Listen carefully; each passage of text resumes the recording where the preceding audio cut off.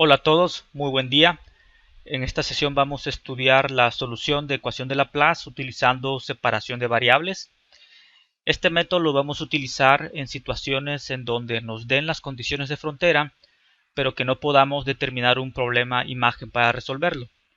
Por ejemplo, en este problema tenemos las condiciones de frontera en estas tres paredes. Aquí el potencial es cero, son paredes de tamaño finito. Y tenemos esta otra pared cuyo potencial varía con la coordenada y. Aquí vemos que no podemos determinar un problema imagen que tenga estas mismas condiciones de frontera. Otro tipo de problema es una esfera en donde el potencial varía con la coordenada θ. Aquí igual no se tiene un problema imagen para poder resolverlo. Entonces aquí lo que tenemos que hacer es resolver directamente la ecuación de Laplace. Vamos a empezar en el caso de coordenadas cartesianas. Tenemos que el laplaciano está dado por la suma de las segundas derivadas en cada uno de los ejes y esto igual a 0. Para resolver esa ecuación proponemos una solución, o sea, por separación de variables. Esta solución se compone de el producto de tres funciones. Cada función depende de una sola coordenada. Aquí la función x, observen que esto es x mayúscula, depende solamente de la coordenada x. La función y mayúscula solamente de la coordenada y. Y la función z mayúscula depende solo de z. Sustituimos esta solución propuesta y el primer término del laplaciano nada más actúa en la función x porque es la que solo depende de x y por ello nos quedan estas funciones y z. El segundo término lo mismo, nada más actúa en la coordenada en la función y el tercero solamente en la función z. Ahora, para pasar de aquí para acá, se sigue, digamos, la receta, que es dividir entre la función propuesta completa, o sea, entre v. Y vemos que en el primer término, al dividir entre la función del potencial completo, se nos eliminan las funciones y y z y solamente nos queda la función x dividiendo. En el segundo término nos queda la función y dividiendo y en el tercero la función z. Ahora viene un paso importante. Vemos que este primer término, o sea, la función x solamente depende de x y la derivada, la segunda derivada, a lo mucho, bueno, en general, perdón, depende de x. Por lo tanto, este término podemos decir que depende de x. El segundo término depende nada más de y el tercero depende nada más de z. Sin embargo, quiero que chequen lo siguiente. Digamos que cambiamos la coordenada x, o sea, el potencial, pues es una función que pues, depende de las tres coordenadas. Imaginen un volumen y que nos movemos a lo largo de la coordenada x. Eso hace que esta función x esté cambiando. Por supuesto, 1 entre x está cambiando. Y la segunda derivada en x también está cambiando cuando nos movemos en la coordenada x. O sea, vamos a mantener y y z constante. Como mantenemos y y z constante, este segundo y tercer término se mantienen igual, no cambian. Y vemos que como sea que al movernos a lo largo de la coordenada x, toda esta ecuación me tiene que dar 0. Entonces la única forma en la que eso se cumpla, dado que nos movemos en x y esto pudiéramos pensar que está cambiando, pues solo se puede lograr que esto sea una constante. Y el mismo análisis podemos hacer para el segundo término. Nos movemos a lo largo de la coordenada y. Estos dos términos no cambian, el primero y el tercero. Y para que esta ecuación siga dando 0, significa que este término es una constante. Y lo mismo para el tercer término. Ahora quiero que vean que al pasar de esta ecuación y a esta otra, pues es importante hacer esta conversión, esta división. ¿Por qué? Porque si yo hago el mismo análisis, si digo, me voy a mover a lo largo de la coordenada X, veo que este primer término cambia, pero también cambia este segundo término, porque aquí está la X, o sea, el primero cambia por la segunda derivada, que pues también puede dar una función de X, el segundo cambia porque aquí está la función de X y el tercero también cambia. Entonces ahí podríamos decir que, bueno, si me muevo en X, estos tres términos cambian y se compensan para siempre darme respuesta 0. Por ello, pues es importante que al hacer la división nos quede nada más un término que solamente tenga dependencia de X, el segundo de Y, el segundo de Z, y así poder concluir que realmente tienen que ser constantes para que esto se cumpla si nos movemos a lo largo únicamente de un eje, de una coordenada. Muy bien, entonces por lo tanto decimos que el primer término es una constante, lo igualamos a una constante y pasamos multiplicando la función x, lo mismo para el segundo y tercer término, y nos quedamos con estas tres ecuaciones diferenciales y con la condición de que la suma de estas tres constantes, C1, C2, C3 es igual a 0. Digo, esto viene de esta ecuación donde estos tres términos son constantes. Vamos a obtener la solución de estas tres ecuaciones. Eso ya nos da la solución general de la ecuación de Laplace en coordenadas cartesianas. Del primer término de la primera ecuación tenemos, la segunda derivada de x es igual a la constante por x si esta constante es positiva. Podemos escribirla de esta manera, k al cuadrado. Aquí, el hecho de seleccionar que sea otra constante al cuadrado, podemos decir que ya es por experiencia. Uno realmente pudiera decir que es positivo, llegar a la solución y luego darse cuenta que es conveniente escribirlo ya desde el principio como k al cuadrado para que al final no estar arrastrando una raíz.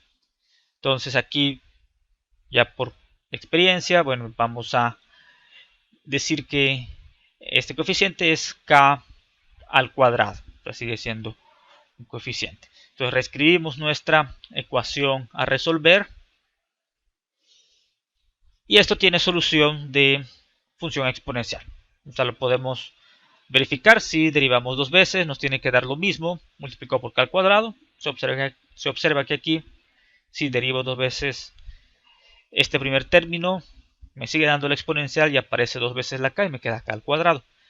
Aquí es donde comento que esta selección de este coeficiente es para evitar aquí tener una raíz, ¿no? Si no, como sea, pudiéramos aquí tener raíz de C1 y eso nos da solución a esta ecuación diferencial, pero aquí es más práctico manejarlo de esta manera.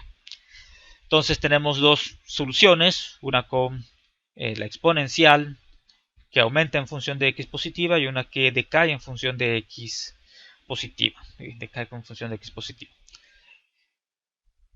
El otro caso es si la constante es negativa. En ese caso, igual, por la misma razón, ya por experiencia, decimos, vamos a decir que esta constante es menos k al cuadrado.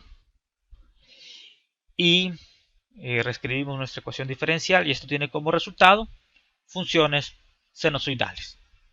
Nuevamente lo pueden verificar, o sea, derivamos dos veces la función, nos aparece un signo negativo, nos aparece la k al cuadrado, esto es solución y también la función coseno es solución, por lo tanto la solución general es la suma de ambas soluciones. Perfecto, entonces ya tenemos la solución. Esto aplica para cualquiera de los términos, ya sea para el caso de x, de y o de z. Ya va a depender de las condiciones de frontera, que estamos a ese punto, qué tipo de constante, bueno, un tipo de solución es la que nos conviene tener, y las condiciones de frontera nos van a dar estos coeficientes A y B. Ahora, propiedades de las soluciones es que estas soluciones forman un conjunto completo, y un conjunto completo es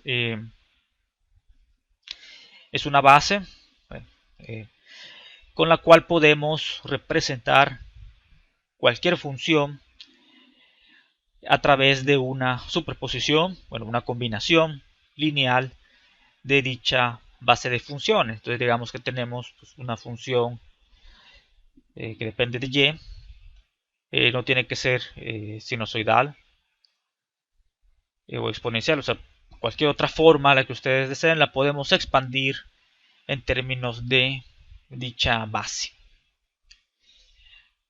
Aquí, pues bueno, esto es tal cual expansión en términos de Fourier. Entonces a esto se le llama que pues este conjunto de funciones, si podemos escribir cualquier otra función pues, a través de una superposición de dichas funciones, se dice que pues las funciones f de n es completo, es una base completa. Además, si dicha conjunto de funciones, si dicha base, también es conveniente que sea ortogonal. Ortogonal significa que el producto interno entre dos elementos de la base es 0. Bueno, entre dos elementos distintos de la base es 0.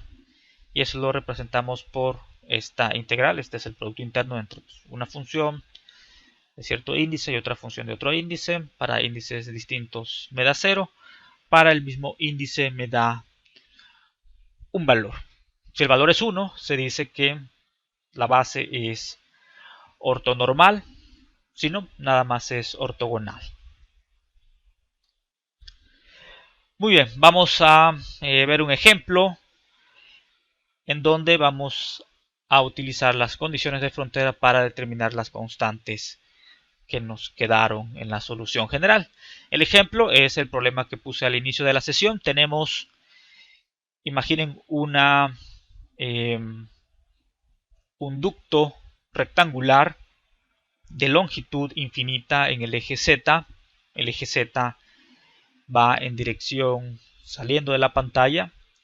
Entonces es un ducto rectangular de longitud infinita en Z y tiene 4 paredes. Las paredes visualícenlas aisladas. Aquí en la unión, digamos, tenemos un material aislante.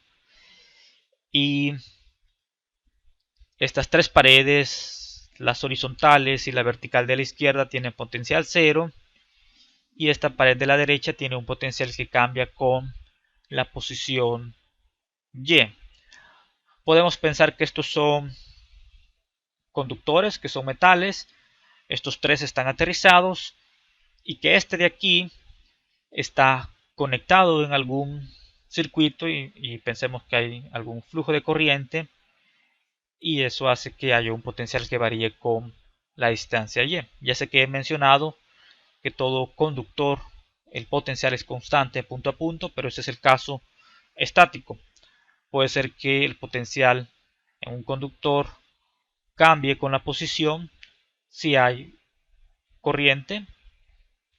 Si hay corriente significa que hay campo eléctrico que empuja dichas cargas, y si hay campo eléctrico podemos integrarlo a lo largo del conductor y eso nos va a dar un potencial que varía con la longitud. Entonces podemos tener por lo tanto un potencial que varía con la coordenada Y. Muy bien, si nos dan este problema vamos a resolverlo utilizando la ecuación general. Primero veamos cuáles son las condiciones de frontera. El problema tiene, bueno, depende nada más de las coordenadas X y Y. Como es de longitud infinita en Z, el potencial no varía en la coordenada en la coordenada z, o sea, tiene simetría en z. Así lo podemos ver mejor, tiene simetría en z, entonces nada más nos interesa las coordenadas x, y. Entonces, primera condición de frontera, el potencial evaluado en x y evaluado en y igual a 0, o sea, y es igual a 0, o sea, estoy aquí y para cualquier punto en x, o sea, y sobre el ducto, o sea, x desde 0 a b, aquí el potencial es 0, o sea, independientemente del valor de x, va a ser 0, siempre y cuando la y sea 0. Ahora, el potencial evaluado en cualquier punto en x con y igual a, o sea, estoy acá arriba, es igual a 0. El potencial en x igual a 0 para cualquier valor de y, eso me refiero a esta pared vertical de la izquierda, es igual a 0, dicho potencial. Y el potencial en x igual a b para cualquier punto de y, o sea, estoy en la pared vertical de la derecha, el potencial depende de y. Aquí lo estamos expresando de forma general, alguna función de y. Entonces tenemos las funciones, las condiciones de frontera, y nos interesa saber dentro del ducto cuál es el potencial. Ya ven que dentro del ducto no tenemos densidad de carga, aquí se satisface la ecuación de Laplace. Veamos la solución general. Aquí también es importante analizar bien las condiciones de frontera para determinar qué tipo de solución general vamos a utilizar para cada eje. Veamos, en el eje Y, si nos movemos en Y, digamos que me posiciono en este punto y me muevo solamente en el eje Y. Cuando me estoy moviendo dentro del ducto, aquí el potencial va a estar cambiando, y cuando llegue a la frontera de arriba, el potencial es 0. Agarro otro punto en X, digamos aquí, nuevamente en este punto el potencial es 0, me muevo a lo largo de Y, el potencial cambia, y cuando llego a la frontera de arriba, el potencial es otra vez 0. Puedo hacer lo mismo en cada punto, veo que empiezo en 0 y termino en 0 si me muevo en Y. Entonces, vemos que aquí la función tiene nodos en estas fronteras. En y igual a 0 y en y igual a tiene valor de 0, por lo que podemos deducir que la función que nos conviene es de forma sinusoidal, porque sabemos que una función sinusoidal va oscilando. Podemos ajustar, bueno, y eso es lo que vamos a hacer, ajustar los coeficientes, y en particular el coeficiente k, de forma tal que los nodos de la función sinusoidal coincidan con estos ceros del potencial. Entonces concluimos que el eje y tiene solución, o sea, la función y tiene solución de forma sinusoidal, y por ello lo escribimos ya aquí. Su forma general es sinusoidal. Esta es la función y. Y la función x, o sea, que es todo esto. Veamos, hacemos el mismo análisis, partimos de algún punto arbitrario en x igual a 0 y nos movemos a lo largo de x. Dentro del ducto esperamos que el potencial esté cambiando, y cuando lleguemos a la pared de la derecha el potencial tiene cierto valor.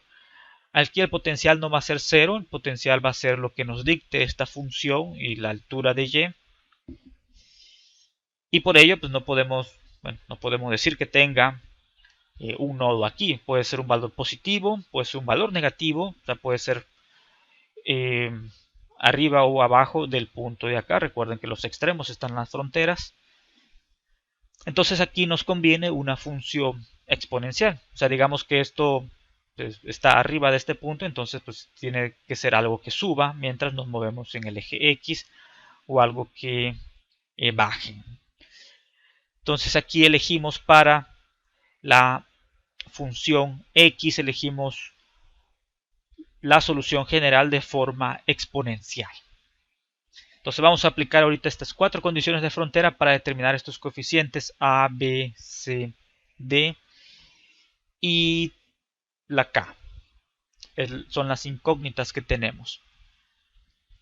La primera condición de frontera, o sea, en y igual a 0, para cualquier valor de x, estamos aquí en la pared de abajo, esto nos da 0.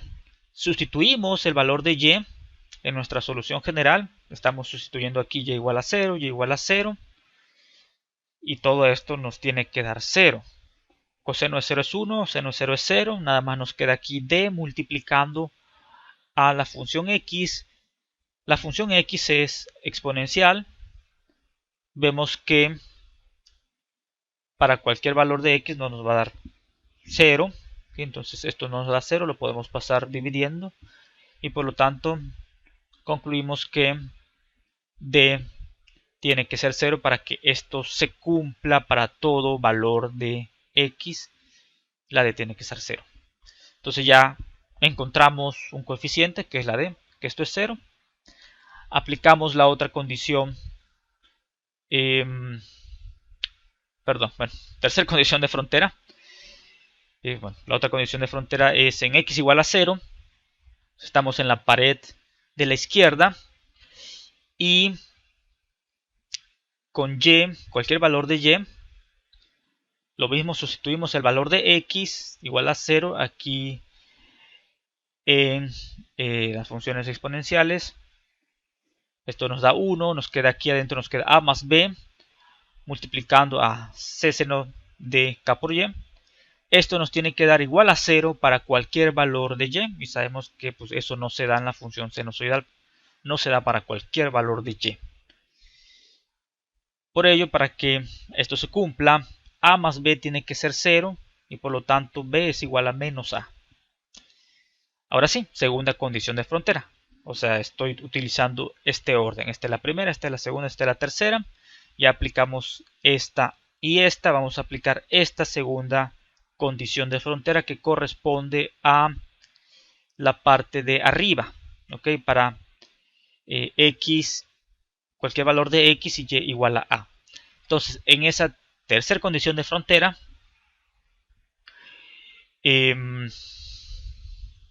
segunda condición de frontera, a ver si está en orden, sí, perdón, segunda condición de frontera, evaluamos y igual a a, nos queda aquí seno de k por a, y todo esto tiene que ser igual a 0 para cualquier valor de x. La única forma en la que esto se cumpla es que la función sinusoidal, o sea, seno de k por a, sea 0, y para que sea 0, el argumento de la función sinusoidal tiene que ser múltiplos de pi. Sabemos que seno de 0 es 0, seno de pi es 0, seno de 2pi es 0. Entonces k por a es múltiplos de pi, o sea, n es, incluso 0, 1, 2, 3, etc. Y por lo tanto aquí ya hemos encontrado el valor, y de hecho los posibles valores que puede tener la constante k. Puede tener valores de n pi sobre a. Entonces así llegamos a, por ahora pues ya tenemos tres condiciones de frontera, o sea las tres paredes, y tenemos esta forma general para dichas tres condiciones de frontera. Nos queda a por c, que multiplica a esta resta de exponenciales. Aquí ya sustituimos el valor de k dado por npi sobre a, entonces nos queda npi x sobre a, y acá nos queda negativo, y nos queda seno de npi y sobre a. Aquí aplicamos esta identidad, esta resta de exponenciales es la función seno hiperbólico del argumento, entonces nos queda seno hiperbólico de npi x sobre a. De hecho igual y faltó por ahí un medio, pero todo ese un medio que haya faltado y todo esto al final de cuentas son, o sea, el a por c me da un coeficiente, y si por aquí me faltó un medio, pues también se mete en este coeficiente. O sea, al final pues el potencial está dado por un coeficiente que multiplica la función seno hiperbólico de n pi x sobre a y seno de n pi y sobre a. Aquí hemos encontrado la solución general para tres condiciones de frontera. Nos falta, sin embargo, la última condición de frontera. Vemos que, dependiendo del valor de n, es una solución distinta. O sea, para las tres condiciones de frontera, de hecho tenemos un número infinito de soluciones. Ok, para n1,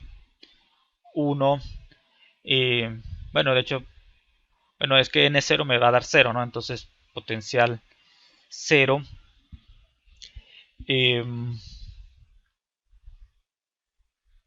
Potencial 0, de hecho, solamente sería si la condición de frontera que depende de la coordenada y sea también 0. ¿Okay?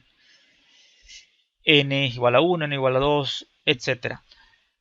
Todas esas son soluciones que cumplen con la ecuación de Laplace.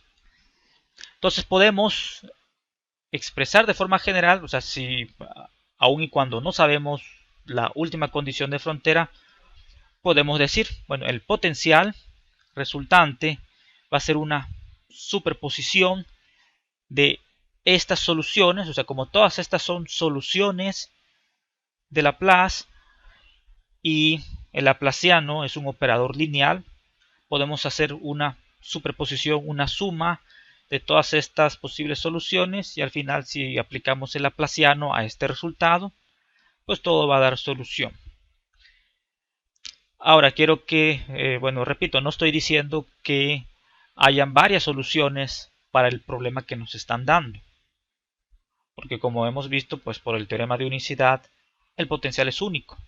Lo que estoy mencionando es que, dado que el potencial en esta pared lo estamos expresando de forma desconocida, pues dejamos una solución general.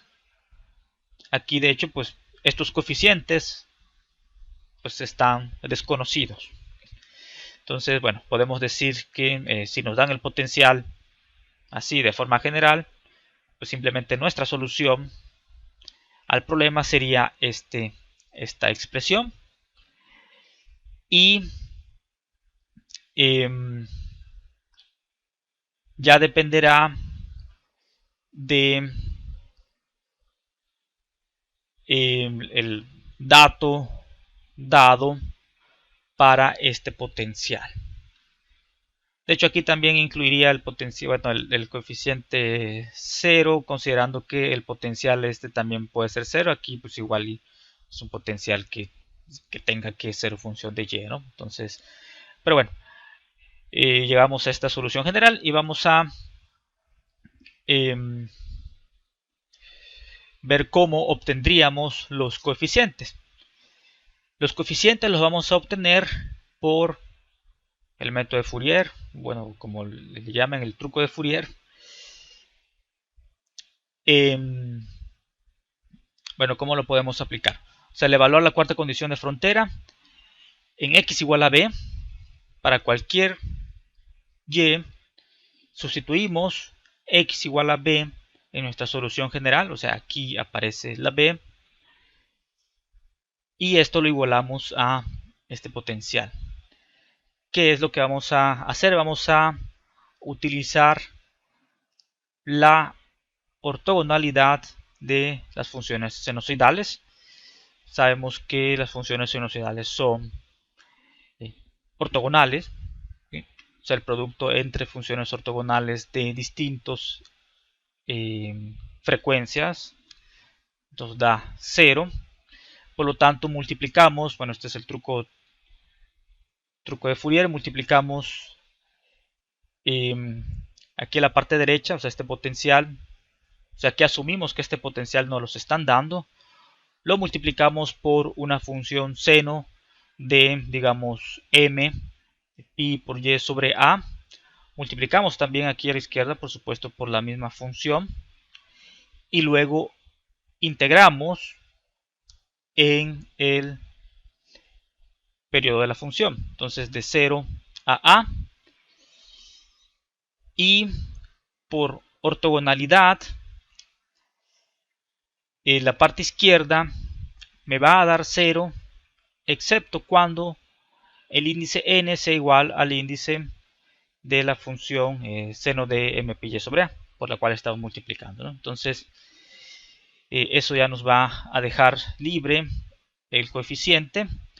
Por supuesto, esto también va a quedar y va a pasar dividiendo, y así es como podemos despejar para el coeficiente. Repito, aquí asumiendo que nos dan el potencial en y, digamos que el potencial es lineal, digamos que es y, tendrían que encontrar el resultado de esta integración para poder encontrar este coeficiente.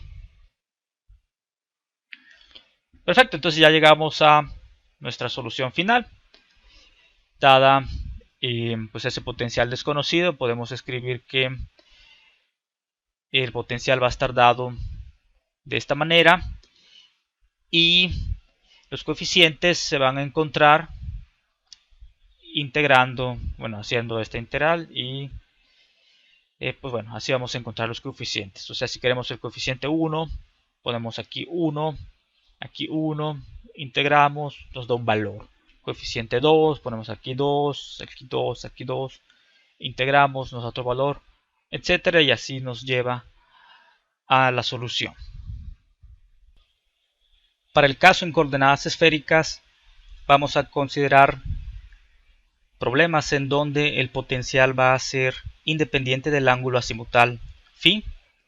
Por ello escribimos el laplaciano solo los términos que dependen de r y θ, porque el término que depende de phi se va a hacer 0 por la derivada. Entonces el laplaciano en esféricas está dado por esta expresión: la derivada de r cuadrada, la derivada de potencial en r, más 1 en seno de θ, derivada de θ de seno de θ multiplicando a la derivada en θ del potencial.